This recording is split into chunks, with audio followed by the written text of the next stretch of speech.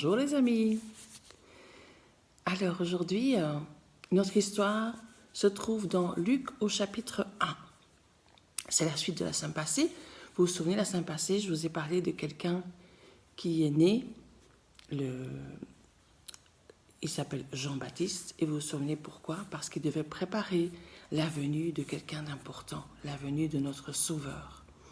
Et donc, il a préparé les personnes à ce qu'ils rencontrent Jésus qui a été annoncé depuis si longtemps. Et maintenant, on va voir un petit peu comment cela s'est passé. Vous vous souvenez que la maman de Jean a été avertie par un ange et son mari Zacharie a eu du mal à la croire. Et donc, pendant des mois, jusqu'à la naissance du bébé, il n'a pu parler parce qu'il a un peu douté. Vous vous souvenez de tout ça? De toute façon, vous pouvez retrouver ça dans le livre de Luc au chapitre 1. Alors, ensemble, on va voir ça juste après, mais maintenant, on va chanter tous ensemble, d'accord? À tout à l'heure. Soyez bénis.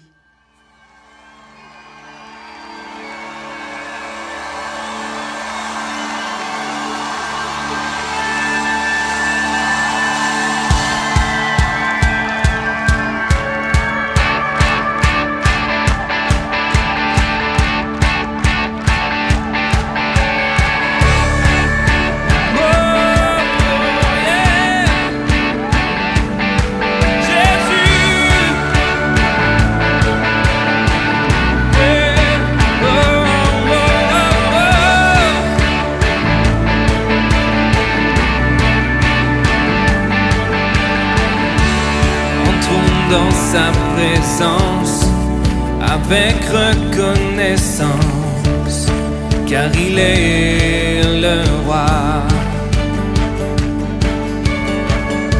Sa joie brûle nos cœurs, ça fait chasse nos peurs. Oui, il est notre roi.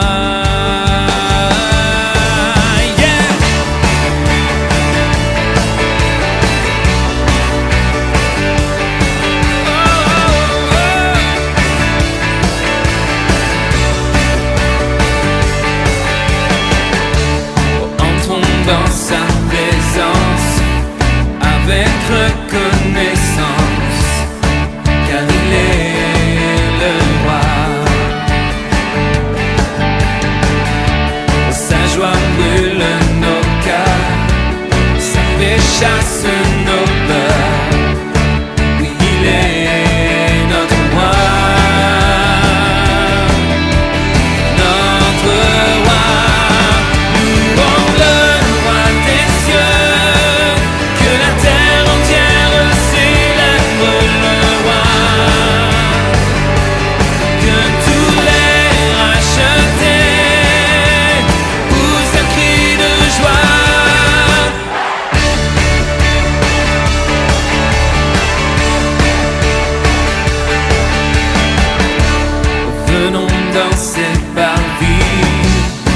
Genoux devant lui, car il est le roi. Par sa divine grâce, nous contemplons sa face. Il est notre roi, notre roi. Louons le roi des cieux, que la terre entière sait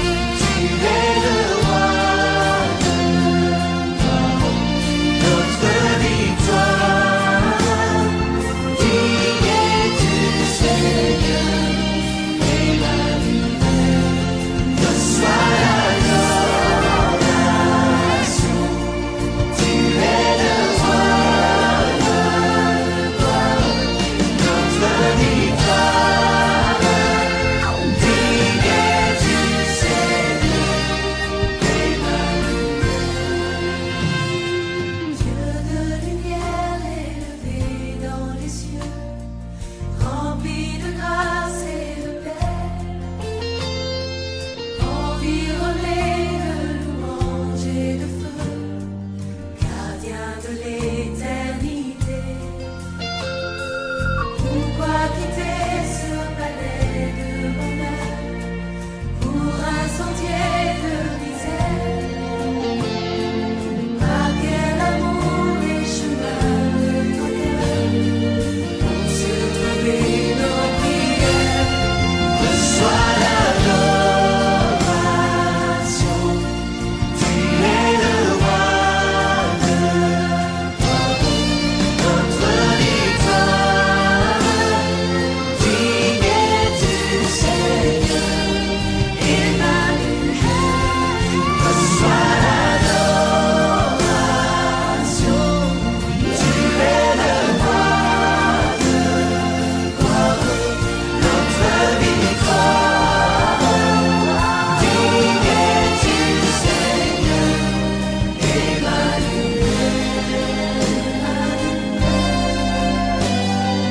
De cette foi que ton cœur a montré, je veux puiser mon secours sur le chemin que ta vie a tracé. Je marcherai chaque jour. Garde mes yeux les attraits de ce monde. Garde-moi près de la croix. En ce lieu saint où mon âme est féconde, l'humilité et la joie. Reçois l'adoration, tu es le roi, notre victoire. Digne es-tu, Seigneur, Emmanuel. Reçois l'adoration, tu es le roi, notre victoire. Digne es-tu, Seigneur,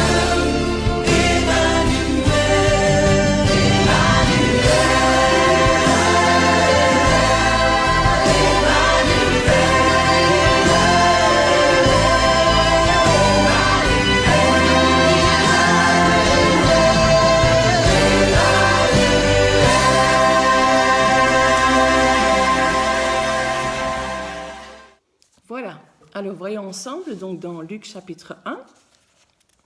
Donc, vous vous souvenez de Jean qui est né, qui a grandi et qui a préparé le peuple à rencontrer le futur sauveur. Et donc, aujourd'hui, nous sommes dans une ville d'Israël qui s'appelle Nazareth. Et nous allons aller visiter une maison toute simple, vraiment une maison toute simple. Chacun est occupé à ses affaires. Et voilà que quelqu'un entre dans une maison et parle à Marie. Il dit, réjouis-toi. Elle dit, qu'est-ce que c'est? Le Seigneur Dieu t'a montré son amour d'une manière particulière. Il est avec toi. Alors elle voit que c'est un ange et elle est vraiment impressionnée, elle est émue qu'un ange lui parle. Elle dit, mais qu'est-ce que ça veut dire cette façon de saluer?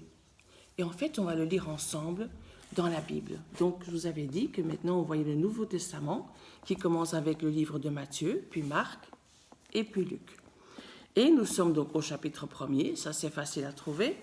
Et on va commencer à lire le verset 28.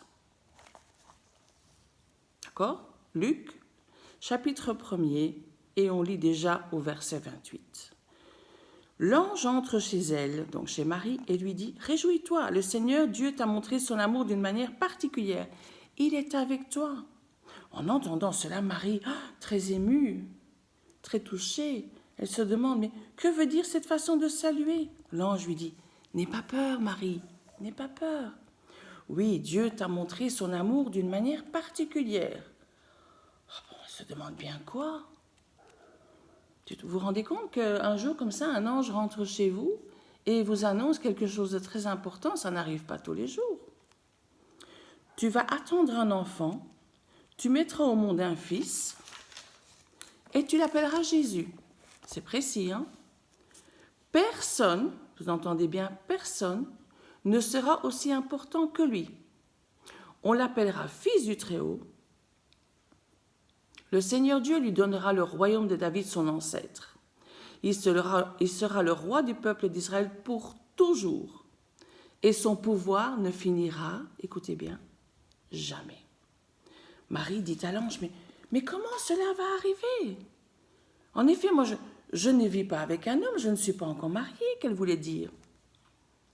L'ange lui répond, l'Esprit Saint viendra sur toi, et la puissance du Très-Haut, donc la puissance de Dieu, te couvrira comme une ombre. C'est pourquoi l'enfant qui va naître sera saint, et on l'appellera fils de Dieu. Ah ben, quelle annonce! Waouh! On n'a pas ça tous les jours, hein? Et au verset 38, on lit, Marie répond, je suis la servante du Seigneur, que Dieu fasse pour moi ce que tu as dit. Alors, l'ange la quitte. L'ange a compris que Marie avait accepté. Vous vous rendez compte? L'ange lui annonce une histoire extraordinaire, qu'elle va avoir un bébé alors qu'elle n'est pas mariée, etc. Mais comment ça va se faire? C'est le Saint-Esprit et c'est Dieu qui va agir. Et Marie répond tout simplement, je suis la servante du Seigneur, que Dieu fasse pour moi ce que tu as dit. Dieu savait, quand il choisirait Marie, que c'était vraiment une femme de Dieu, une femme, une servante, prête à faire tout ce que Dieu lui dirait. Et elle n'a pas rouspété, elle n'a même pas hésité, elle a dit tout de suite oui. Elle était vraiment heureuse. Parce que c'est une jeune fille toute simple, pauvre, mais elle va porter et mettre au monde le Sauveur du monde, le Sauveur qui a été promis par les prophètes dans l'Ancien Testament, le Fils de Dieu. Mais quel honneur immense! Personne n'a eu cet honneur, mais Marie, elle l'a eu. Et elle était tellement heureuse que Dieu l'ait choisie, qu'elle en a chanté un beau cantique pour le remercier. C'est vrai que le Seigneur fait des choses vraiment étonnantes. Ce bébé est extraordinaire. Dieu va faire naître le Sauveur parmi les hommes. Ça, c'est encore jamais arrivé et ça n'arrivera plus jamais. Est-ce que tu crois à ce miracle merveilleux? Marie n'était donc pas encore mariée, mais elle avait un fiancé qui s'appelait Joseph. Et quand Joseph entend qu'elle va avoir un bébé, c'est vrai que c'est bizarre. Mais ça pose des questions. C'est bizarre, ça. Pourtant, il connaissait bien Marie et il lui faisait confiance. Mais Dieu, quand il fait les choses, il les fait parfaitement. Parfaitement. Et voilà que pendant la nuit, Dieu envoie un ange pour rassurer Joseph. Et lui dit, son enfant vient du Saint-Esprit. Tu peux donc te marier avec elle. N'aie pas peur. Cet enfant vient du Saint-Esprit. Et voilà Joseph rassuré, parce que Joseph était aussi un homme de Dieu, un homme fidèle à Dieu et qui voulait le servir de tout son cœur. Mais pourquoi est-ce que Dieu a agi ainsi? Pourquoi est-ce que il y a eu tant d'embarras pour Marie-Joseph? C'était quand même bizarre, les gens devaient parler, etc. Mais Dieu voulait que son fils soit vraiment un être humain. Il fallait donc que ce soit une femme qui le mette au monde, comme tout être humain, que ce soit une maman. Et Dieu voulait aussi que son fils soit vraiment Dieu. Il fallait que la femme qui le mette au monde n'ait jamais connu d'homme et n'ait jamais eu d'enfant. Parce que ça devait prouver que son vrai père, c'est Dieu. Et comme il a été un être humain, tout comme toi, Jésus peut te comprendre parfaitement. Parce que quand il était sur terre, il a aussi des difficultés. Il a aussi des moments difficiles. Il a tout connu comme toi, sauf qu'il n'a jamais péché. Et ça, c'est la grande différence. Parce que Jésus est le Fils de Dieu. Et donc, il est comme son Père, il n'a jamais péché. Il est tout puissant pour te secourir. Donc, tu peux lui parler.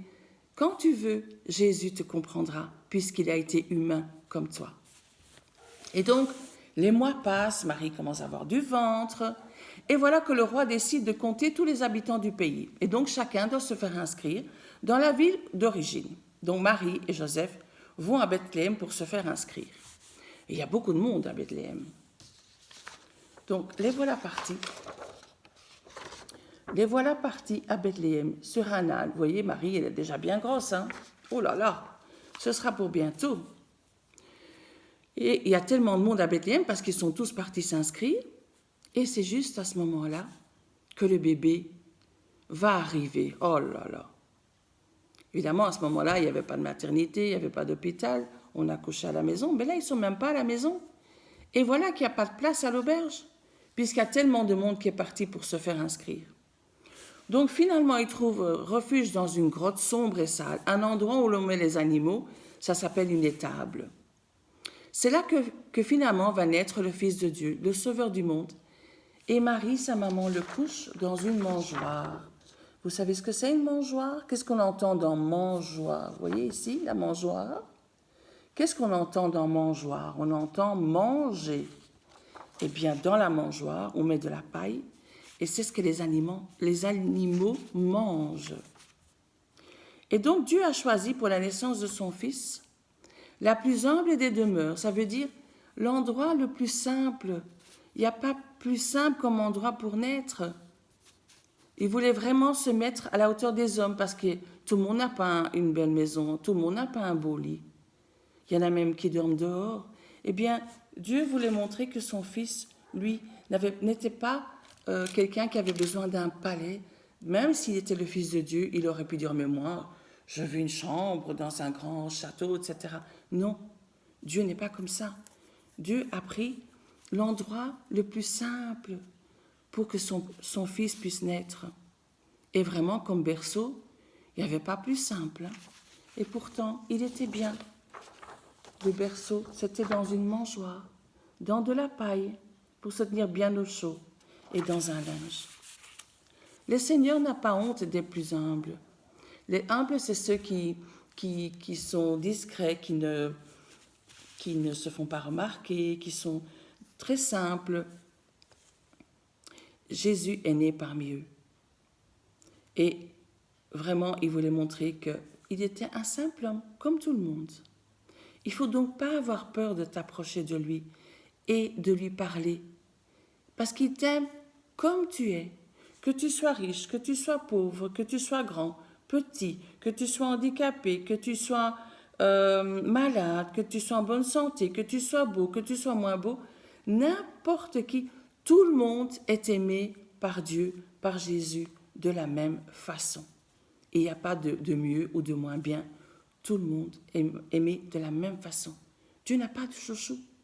Et Dieu a envoyé son Fils donc pour qu'il vienne sur la terre avec son papa et sa maman. Donc il avait une vraie maman, un vrai papa. Et la seule différence, donc il a grandi, il était un bébé, puis un enfant, puis un adolescent, puis un adulte. Mais la seule différence avec nous, c'est qu'il n'a jamais péché. Et pourtant, il y a eu des moments difficiles, le diable l'a tenté et tout, mais jamais il n'a péché, parce qu'il était le Fils de Dieu. Et donc, il a vraiment été envoyé du ciel sur la terre. Il n'a pas péché et il est tout puissant. Mais donc, il peut parfaitement te comprendre. Je vous propose qu'on prie ensemble et qu'on réalise vraiment ce que Dieu a voulu faire quand il a envoyé Jésus. Oui, c'était pour nous sauver, mais il voulait aussi montrer que c'est important. La mission de Jésus sur la terre, c'était principalement pour nous sauver, mais aussi pour montrer à chacun de nous qu'il nous comprenait. Il se mettait à notre hauteur. Jésus, vous ne le voyez jamais dans une grande maison. Il parlait avec les gens au milieu. Il allait avec les pauvres. Il allait avec les malades, même avec les lépreux. Les lépreux étaient rejetés parce que c'était une maladie honteuse, une maladie contagieuse. Mais Jésus, non, il allait vers eux. Il allait vers les gens qui étaient rejetés de tous. Parce qu'il aimait tout le monde. Il voulait vraiment montrer qu'il aimait tout le monde. Et donc, qui que tu sois, sache que Dieu, il t'aime vraiment beaucoup. D'un amour que tu ne peux pas mesurer. Alors n'hésite pas à lui parler et à venir vers lui, parce qu'il te comprendra toujours. D'accord? Seigneur, je veux te remercier parce que tu es tout puissant et tu as pris la peine de venir sur terre. En tant qu'être humain, tu as subi tout ce qu'un être humain peut subir. Parce que tu voulais être comme nous, tu voulais nous montrer que tu voulais venir comme nous pour mieux nous comprendre. Et tu nous as apporté le salut, tu nous as permis d'être sauvés et de venir vers toi, Seigneur. Merci pour tous les miracles que tu as pu faire. Merci parce que tu es vraiment le Fils de Dieu et tu n'as jamais péché. Mais merci parce que comme tu es venu en tant qu'être humain, tu nous comprends, Seigneur. Et je te demande vraiment, Seigneur, de bénir chaque enfant, chaque personne qui écoute ce message et que tu puisses les bénir et que lorsqu'ils te prient, qu'ils puissent être compris, Seigneur. Parce que toi, tu as toujours la solution à tout ce qu'ils te demandent, même si ce n'est pas toujours la solution qui est celle qu'ils veulent, mais ce sera la meilleure, parce que tu sais ce qui est bon pour nous. Merci, Seigneur, pour tout ce que tu fais dans nos vies, dans nos cœurs et pour tout l'amour que tu nous apportes. Dans le nom de Jésus. Amen. Alors, je voulais vous laisser un verset sur le cœur. Le verset qui a été adressé à Marie, qui est dans Luc au chapitre 1er toujours. On l'a lu ensemble, au verset 31 et 32. Regardez. Tu mettras au monde un fils et tu l'appelleras Jésus. Personne ne sera aussi important que lui. On l'appellera Fils du Très-Haut ou tout simplement Fils de Dieu. Voyez? Est-ce que vous voyez bien comme ça? Tu mettras au monde un fils et tu l'appelleras Jésus. Personne ne sera aussi important que lui. On l'appellera Fils du Très-Haut ou Fils de Dieu. Vous voyez comment Marie est attentive et comment elle est touchée de ce que Dieu l'a choisi, elle. Elle, une simple femme pauvre, a été choisie par Dieu pour porter son fils, le Fils de Dieu. C'est magnifique, non? Alors soyons vraiment à l'écoute de ce que Dieu veut nous demander et parlons-lui à chaque instant de notre vie. Il nous écoutera toujours. Je vous souhaite vraiment un bon week-end et il y aura du soleil. Enfin, vous allez pouvoir profiter du beau temps. Je vous dis à très bientôt et soyez vraiment tous bénis. Amen. Au revoir.